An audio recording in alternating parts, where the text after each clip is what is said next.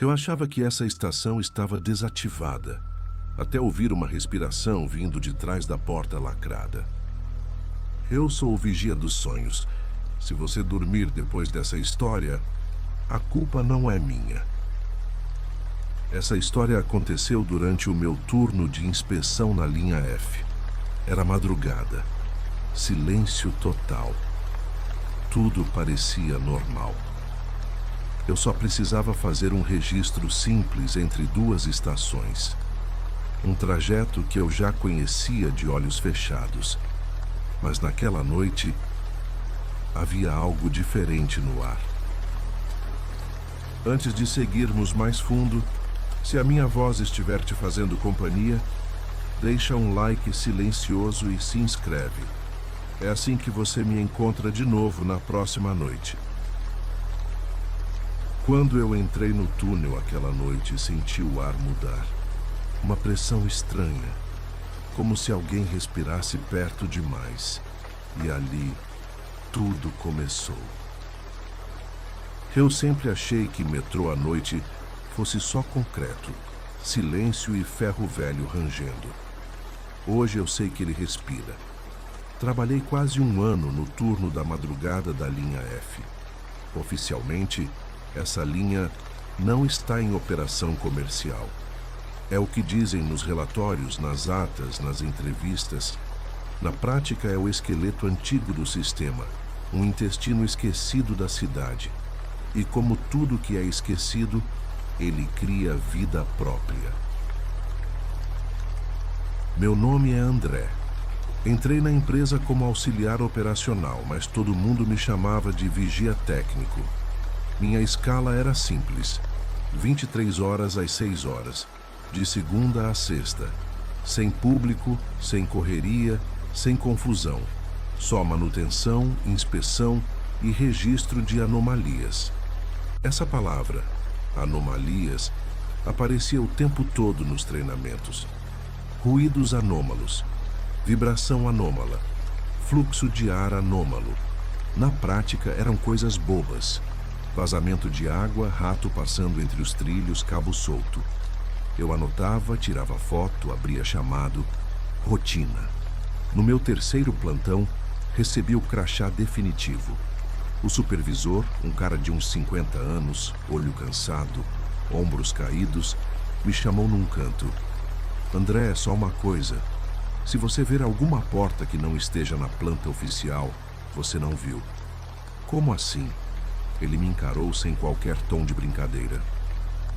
Tô falando sério. Tem coisa velha, coisa desativada, área de obra, coisa judicializada. Às vezes é melhor não mexer, entendeu? Entendi. Eu devia ter perguntado mais. Mas eu queria ficar na equipe. E naquela época, eu ainda acreditava que toda regra esquisita tinha um motivo racional. Eu adorava mapas. Desde criança, eu desenhava linhas de trem no caderno, inventava estações, criava rotas imaginárias. Quando descobri que ia trabalhar no metrô, achei quase poético. Nas primeiras madrugadas, decorava o trajeto da linha F de cor. Túnel de acesso A, baia técnica 2, câmaras de cabos, salas de máquinas, poços de ventilação. Até que começou a incomodar uma coisa. Entre duas estações específicas, Pedro II e Domingos, o mapa interno mostrava um trecho reto, limpo, simples. Mas na prática, o sistema não se comportava como um trecho simples. Sempre que a gente passava ali, a vibração mudava, o ar ficava mais quente. O som metálico ganhava um eco diferente, como se estivéssemos passando ao lado de um espaço oco, um grande vazio. Nenhum mapa marcava nada ali, nenhuma sala, nenhuma deriva, nada. Só que o sistema de ventilação insistia em mostrar um ponto de extração de ar bem naquele meio. Era como se a linha tivesse um pulmão escondido. Na quinta madrugada de trabalho, isso deixou de ser só uma sensação. Eu estava na vagoneta de inspeção, aquele carrinho lento que a gente usa quando o trem de serviço está noutro trecho. Desligaram a iluminação principal do túnel para um teste na rede elétrica. Ficou só a luz da vagoneta, recortando pedaços de concreto. De repente o rádio chiou. "André, você está em qual trecho?" perguntou o supervisor. "Indo de Pedro II para Domingos pelo túnel principal", respondi. "Beleza. Se ver algo estranho, avisa." Típico comentário que ninguém gosta de ouvir no escuro. Foi então que vi. À esquerda, no ponto em que o mapa dizia que não havia nada, a luz da vagoneta bateu numa superfície metálica lisa, perfeitamente alinhada à parede de concreto. Uma porta. Grande, sem placa, sem numeração, sem maçaneta externa. A vagoneta passou devagar e meu estômago gelou. A parte inferior da porta estava menos empoeirada do que o resto da parede. Alguém mexia ali, recentemente. "Supervisão, aqui é o André. Tem uma porta metálica sem identificação no trecho F12. Silêncio. Só o ruído estático do rádio. "Repete, André. Uma porta grande. Não tá no mapa." Mais alguns segundos de silêncio. Depois, a voz dele veio mais firme, quase irritada. "Ignora, trecho da obra antiga, passa direto. Isso aí não é nosso."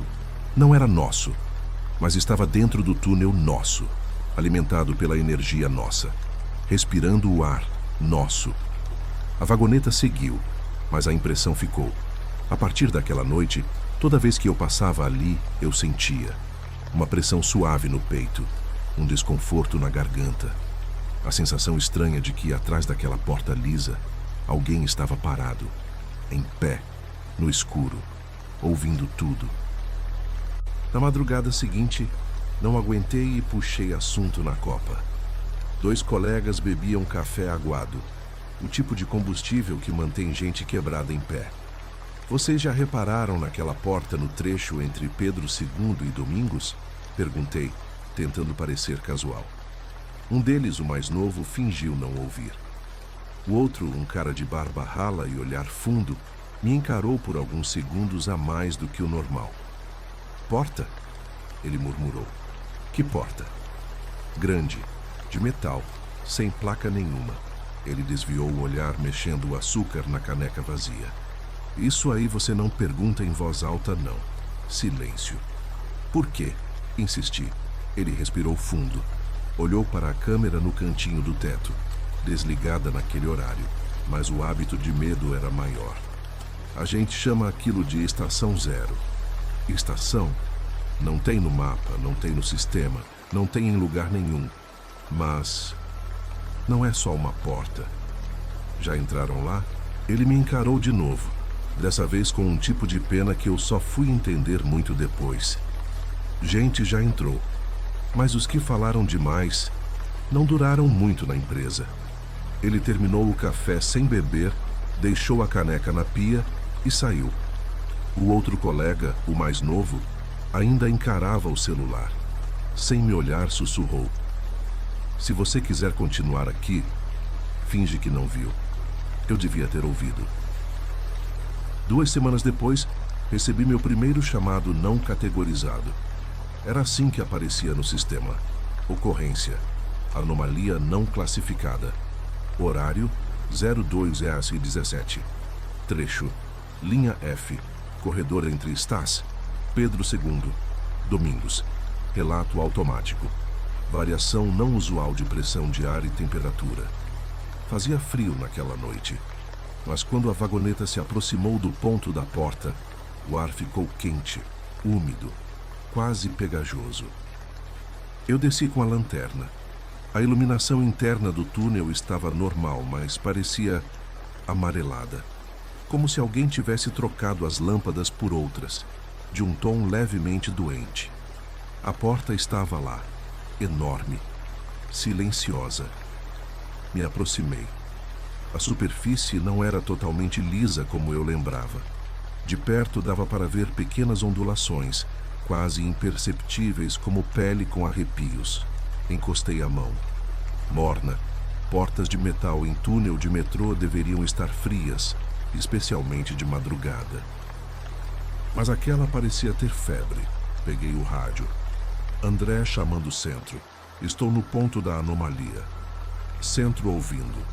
A pressão de ar está estranha e a temperatura aumentou, sim. Mas também tem uma porta sem identificação aqui. Silêncio. E então? André, registro padrão. Variação pontual de fluxo de ar, sem risco operacional.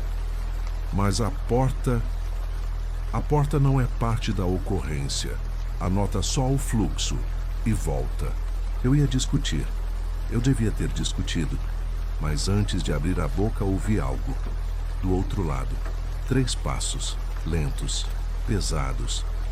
Como se algo descalço tivesse acabado de encostar os pés no chão.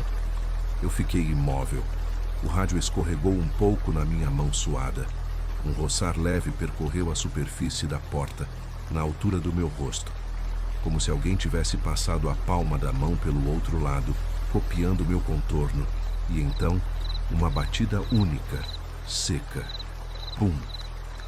Eu recuei um passo, o coração disparado. Centro. Eu ouvi um impacto atrás da porta. André. A voz do supervisor veio agora mais séria. Se afastar imediatamente da estrutura não catalogada. Repito, se afastar. Registro. Ruído externo sem fonte identificada. Mais nada. Eu devia ter virado as costas. Mas antes de ir, ouvi uma coisa que me acompanharia por todas as noites seguintes. Uma respiração profunda, não humana, não mecânica. Algo entre um suspiro e um gemido de concreto. O túnel inteiro pareceu puxar o ar e soltar. Foi ali que eu entendi. A linha F não estava morta. Ela estava dormindo. E alguma coisa tinha acabado de acordar. Depois daquela noite, comecei a sonhar com a porta. No sonho, ela não tinha dobradiças, não tinha tranca. Ela só abria. O metal se comportava como carne, se dobrando, recuando, abrindo um vão escuro, fundo, sem piso. Eu acordava suando, com a sensação de que tinha deixado alguma coisa escapar. O túnel inteiro pareceu puxar o ar e soltar. Foi ali que eu entendi. A linha F não estava morta. Ela estava dormindo. E alguma coisa tinha acabado de acordar.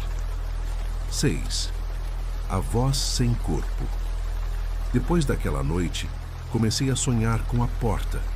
No sonho, ela não tinha dobradiças, não tinha tranca. Ela só abria. O metal se comportava como carne, se dobrando, recuando, abrindo um vão escuro, fundo, sem piso. Eu acordava suando, com a sensação de que tinha deixado alguma coisa escapar. As coisas pioraram quando, uma semana depois, o sistema registrou outra anomalia não classificada. Mesmo trecho. Outro horário. 3:03. André, você conhece melhor essa área agora. Vai lá verificar, disse o supervisor, sem me dar opção. Desci no ponto de sempre.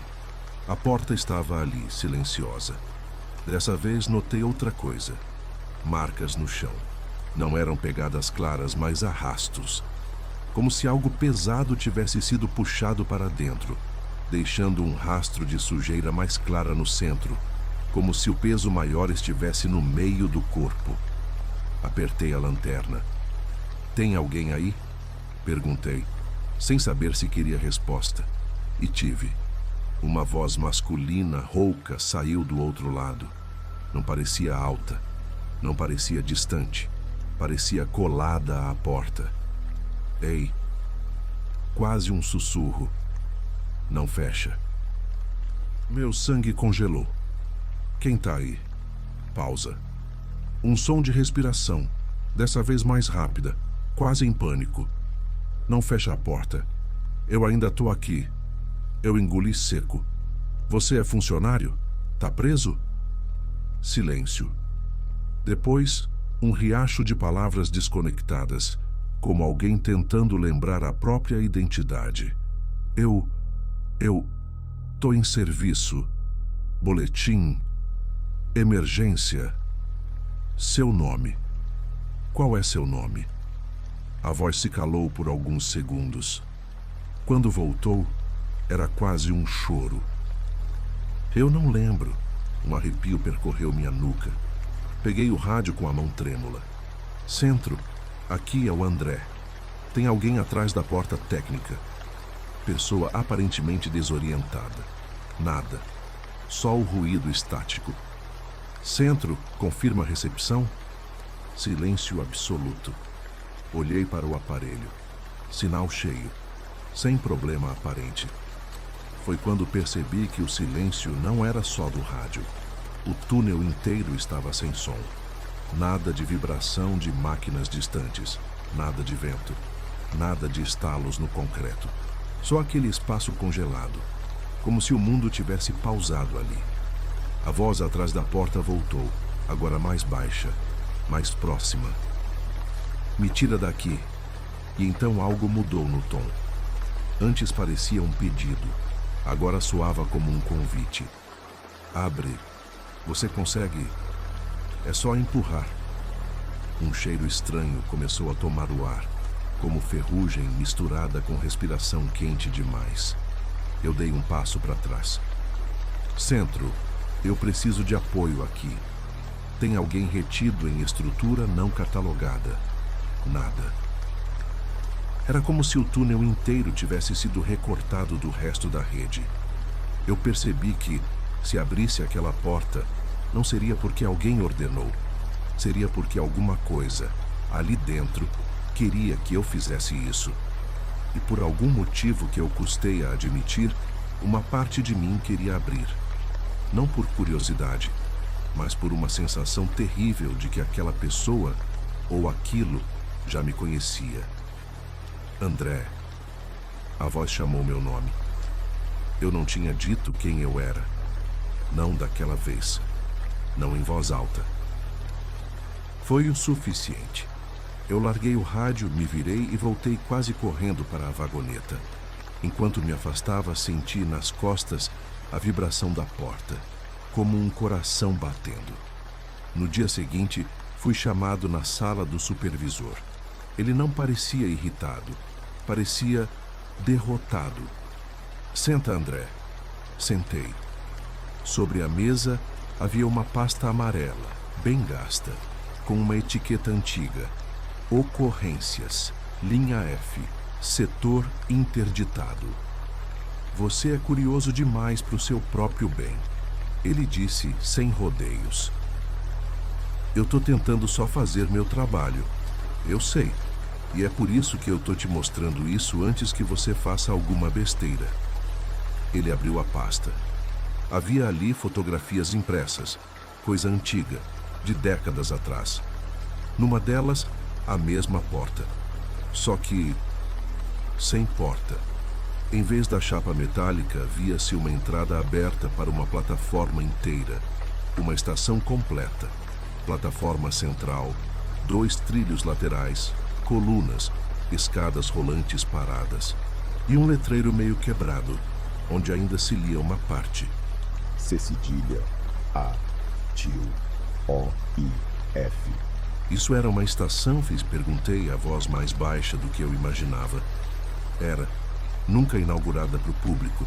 Construída, testada, abandonada. Por quê? Ele respirou fundo. Durante os testes começaram relatos de coisas. Falhas elétricas sem explicação. Variações de pressão. Gente passando mal do nada. E numa noite um funcionário desapareceu. A palavra ficou pesada no ar. Desapareceu. Como assim, desapareceu? Ele bateu com o dedo numa foto menor, meio granulada. Um grupo de trabalhadores, todos de uniforme igual, posando na plataforma. Tá vendo esse aqui? Apontou para um deles, um homem magro com um sorriso desconfortável. Nome dele era Cláudio. Entrou para fazer uma inspeção, registrado pelo cartão de ponto, visto por 2 colegas entrando na plataforma. Nunca mais saiu. Ele virou outra folha. Um boletim interno amassado com um carimbo em vermelho. Caso encerrado. Causa indefinida. O que tem a ver com a porta de agora? Perguntei. Depois do sumiço, lacraram a estação. Tiraram ela do mapa. Desligaram tudo. Só que Só que você não consegue desligar algo que já acordou. Ele me encarou com um olhar que misturava cansaço e medo antigo. O concreto ali não se comportava como concreto normal. Tinha vibrações internas sem motivo, fluxo de ar sem entrada óbvia, interferência nos rádios, gente ouvindo a própria voz voltando diferente, atrasada, como eco humano. E, de vez em quando, ele fechou a pasta. Alguém ouvia batidas na porta, ou vozes. Meu coração disparou.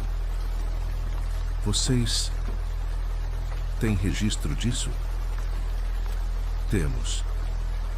E você, oficialmente, nunca viu nada disso.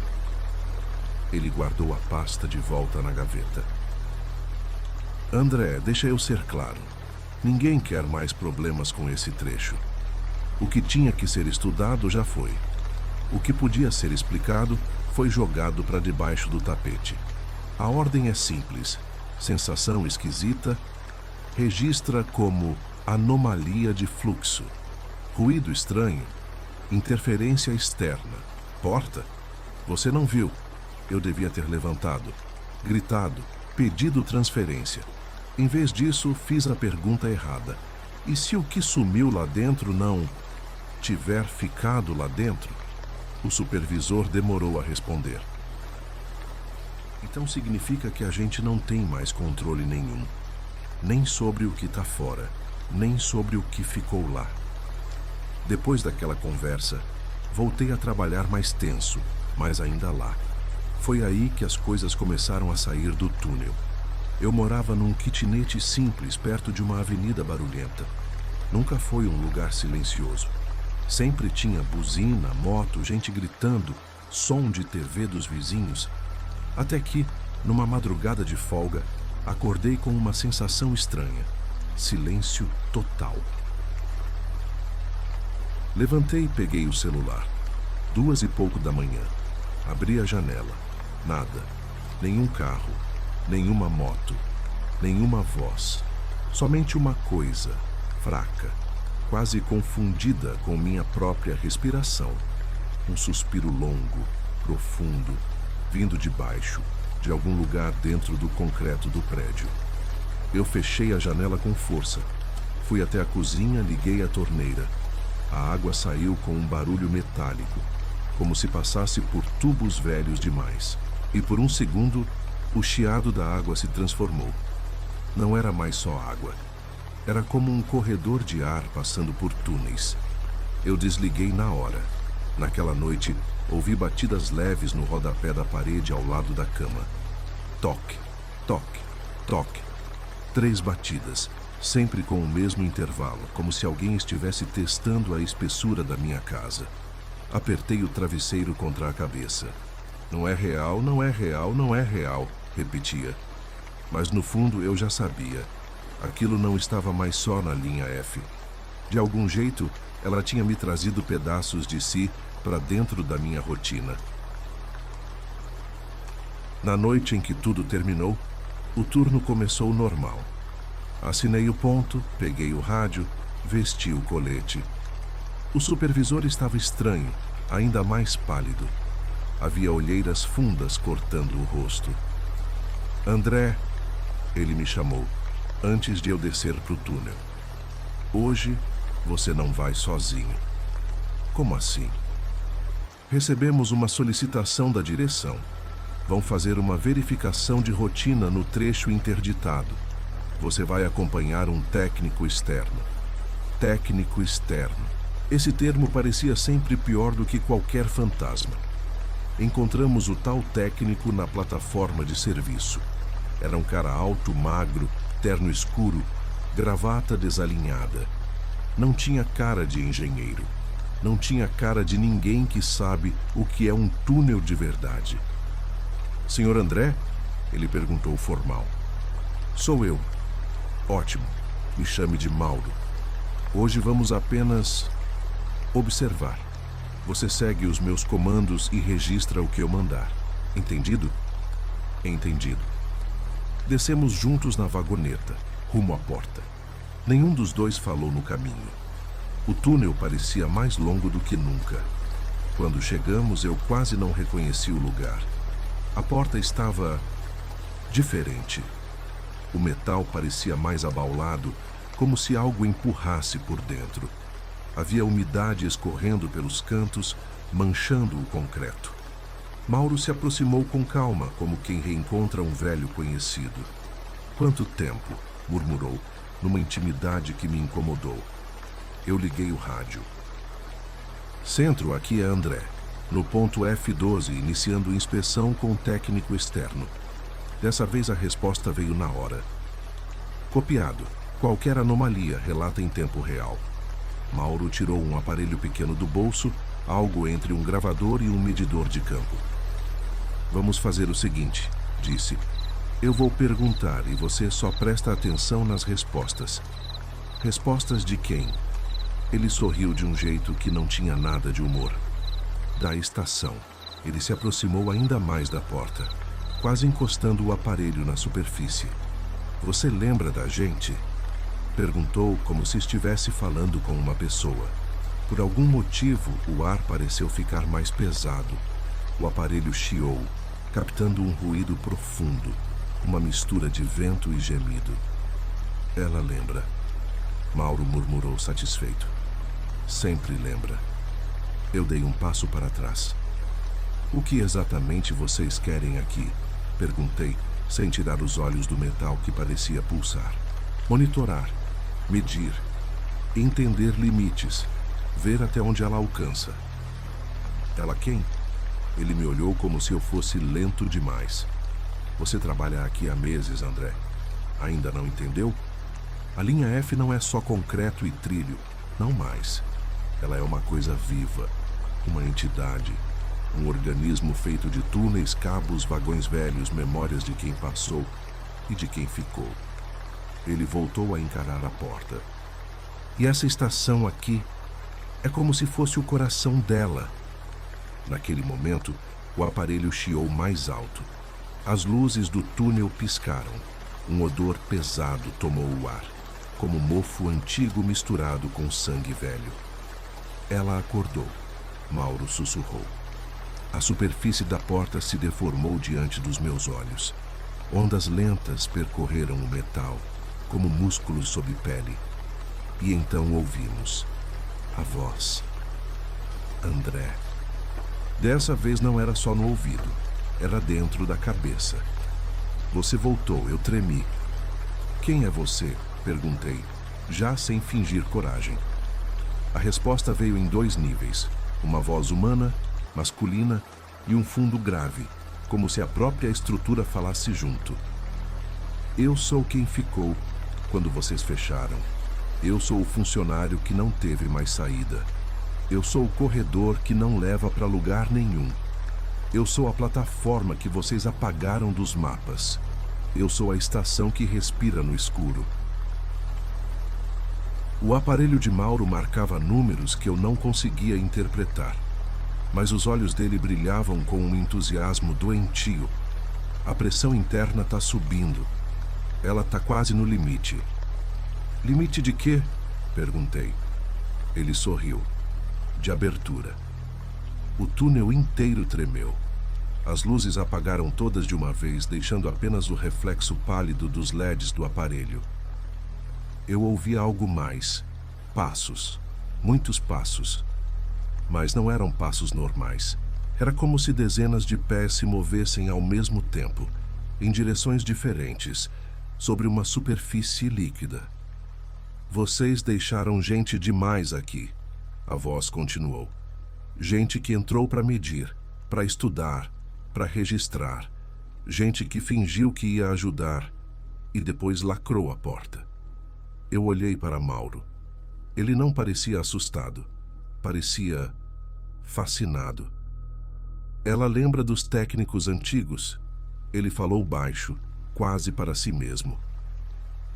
"Isso é ótimo. Isso significa memória consolidada. Consciência crescente. Eu não sabia o que era mais assustador, a entidade do outro lado ou a calma com que ele a tratava como um objeto de estudo." "Você fez isso com eles?", Perguntei, encarando a porta que agora parecia se expandir e contrair como um tórax respirando. Não como você entende fazer. A voz parecia sorrir. Eu só usei. Tudo aqui é aproveitado. Carne, osso, medo, lembrança. Vocês constroem túneis. Eu preencho. Uma batida ecoou por dentro. Pum. Depois outra. Pum. Não eram batidas de mão ou pé. Eram batidas de algo maior, denso, profundo. Mauro, a gente precisa sair daqui, eu disse, sentindo as pernas começando a fraquejar. Isso não é monitoramento. Isso é suicídio. Ele olhou para mim com impaciência. Você não percebe, André? Isso aqui é um laboratório vivo, único. Uma infraestrutura que desenvolveu um tipo próprio de consciência. Você tem noção do que isso significa? A voz atrás da porta riu. Um riso sem alegria. Eles sempre falam em laboratório, em estudo, em pesquisa, antes de virar parte das paredes. O chão tremeu. Do teto, alguns fragmentos de concreto se soltaram, caindo perto de nós. O rádio na minha cintura, que até então tinha ficado mudo, chiou de repente. Ponto F12, respondam. Estamos vendo variação extrema nos sensores. Recuem imediatamente. Repito, recuem imediatamente. Não sei se Mauro ouviu, ou se ignorou. Ele deu um passo ainda mais perto da porta, encostando a testa no metal morno. O que você quer em troca, hein? Perguntou a estação. Informação? Gente? Mais espaço? A resposta veio sem rodeios. Gente. Quanto mais gente vocês mandam, mais eu aprendo seus caminhos, seus horários, seus medos. Eu comecei aqui, numa plataforma apagada. Hoje já sinto prédios, ruas, paredes, ferrovia, encanamento, concreto. Tudo se conecta. Vocês são o sangue. Eu sou a cidade aprendendo a se mover sozinha. As luzes piscaram de novo. E por um instante, vi. Não com os olhos, mas com alguma coisa dentro da cabeça. Um mapa amplo, tridimensional da cidade. Linhas de metrô, tubos, encanamentos, cabos, tudo iluminado como veias num organismo vivo. Naquele mapa, a linha F era vermelha, pulsante. E no meio, um ponto mais brilhante, a estação escondida atrás daquela porta. Eu cambaleei. Para. Minha voz saiu fraca. Eu não quero ver isso. Mas você já viu, disse a estação. Você entrou aqui quando sonhou. Você passou noites inteiras andando na plataforma que nunca existiu, ouvindo nomes que esqueceram de registrar. Agora, você já é parte do meu inventário. Mauro virou para mim, empolgado. Ela tá te usando como interface. Você é o canal, André. É por isso que o sistema te passou mais anomalias. Por isso que você ouve primeiro. É como se ela tivesse escolhido você. Eu queria vomitar. Não era escolha. Era contaminação. O rádio chiou de novo, agora com gritos. Recuem. Tô vendo leitura de pressão absurda. Se essa porcaria estourar, leva meio trecho junto. Saiam daí agora. Mas não havia para onde correr. O túnel atrás de nós começou a se modificar. A luz derreteu, criando sombras impossíveis. A sensação não era mais de estarmos num corredor reto. Era como se o chão estivesse se curvando, ficando mais inclinado, puxando a gente de volta para a porta. O metal à nossa frente finalmente se abriu. Não como uma porta normal, não girando, não deslizando. Ele se retraiu, se recolhendo para dentro de si mesmo, como lábios se abrindo, revelando uma boca escura, profunda, com degraus que não existiam antes. O cheiro que saiu de lá de dentro não parece descrever de forma humana. Tinha um pouco de ferro, um pouco de terra, um pouco de água parada e um pouco daquele odor que existe em hospitais abandonados, onde o tempo ficou acumulado. Mauro deu um passo para frente, maravilhado. Extraordinário, murmurou. Algo dentro de mim gritou para correr. Outro algo, mais profundo, mais cansado, sussurrou que não adiantava, que eu já estava longe demais na corrente sanguínea daquela coisa. A estação me chamou de novo. André, desce. Não era convite, era ordem. Se você descer, eu deixo ele ir, a voz completou. O técnico, o curioso, o que mede tudo. Eu não gosto muito desse tipo, mas você, eu quero. Mauro me olhou pela primeira vez com medo verdadeiro. Não dá atenção. Isso é só uma projeção da sua mente misturada com os registros daqui. Ele falou rápido, forçando uma racionalidade que já tinha ido embora. Isso não é real. Eu ri, um riso curto, desesperado. Uma estação que abre uma porta sozinha e dobra o concreto. Não é real? Os degraus diante de nós pareciam se aprofundar em nada. Não havia corrimão, não havia iluminação visível, mas uma luz cinzenta vinha de baixo, sem fonte aparente. E um de vocês descer, continuou a voz, eu paro de expandir por hoje. Eu fico quieta, deixo a superfície em paz, pelo menos por um tempo. Aquilo soou de um jeito doentio, como uma negociação. Ela tá blefando, Mauro sussurrou. Não existe parar. Não existe pausa. Isso é dinâmica de controle. Eu olhei de novo para o mapa que ainda ardia na minha mente. A cidade inteira como uma rede de veias. Em algumas dessas veias, eu reconheci meu trajeto diário. Da minha casa até o trabalho. Do trabalho até a casa da minha mãe. De lá até a estação mais próxima. A sensação era clara. Onde quer que houvesse concreto, cabo, tubo, galeria, ela podia, em teoria, chegar. E se ela não estiver blefando? Perguntei, mais para mim do que para ele. Imaginei prédios engolidos por rachaduras que respiravam. Garagens se abrindo como bocas. Escadas de incêndio levando para lugar nenhum. Tudo isso porque ela aprendeu. Tudo isso porque a construímos. E depois abandonamos. André, não entra. O supervisor berrava no rádio. A gente está mandando equipe, aguenta aí. Mas a voz estava distante, como se viesse por um fio longo demais. Eu dei um passo em direção à abertura. O ar ficou mais denso. Se você descer, repetiu a estação, eu fico com você. Com seus medos, sua memória, seu trajeto.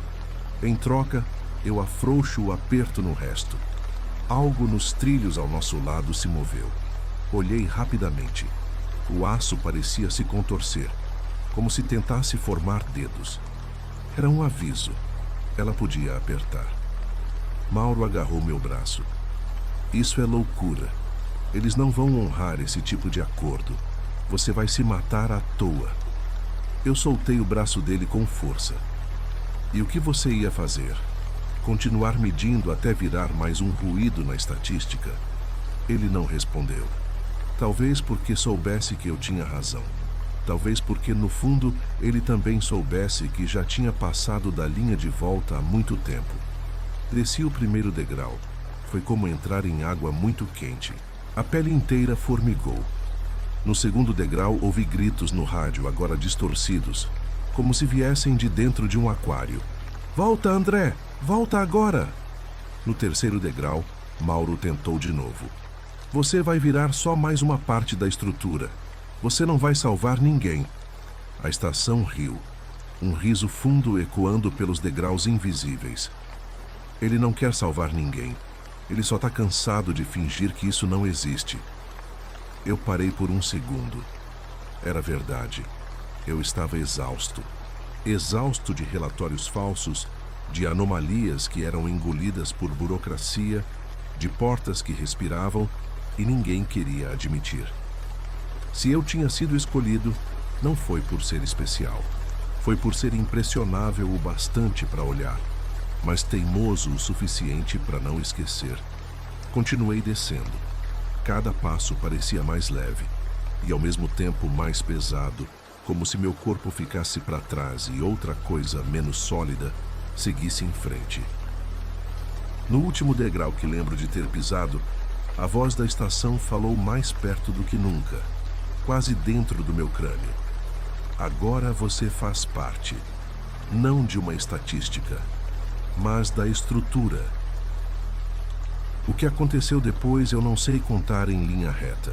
Não sei se meu corpo caiu, se meu coração parou, se virei manchete em algum relatório interno. Sei de outra coisa. Eu continuo lá. Às vezes, estou na plataforma antiga, ouvindo trens que nunca chegam. Às vezes, sou só um ruído no rádio de algum vigia novo pedindo para ele não fechar a porta. Outras vezes, sou o suspiro na tubulação da sua casa, quando tudo fica silencioso demais na madrugada. E em noites específicas, eu vejo você.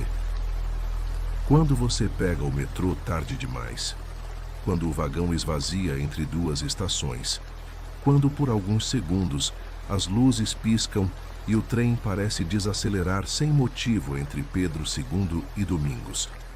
Naquele micro-momento em que ninguém presta atenção, eu sinto o ar mudar.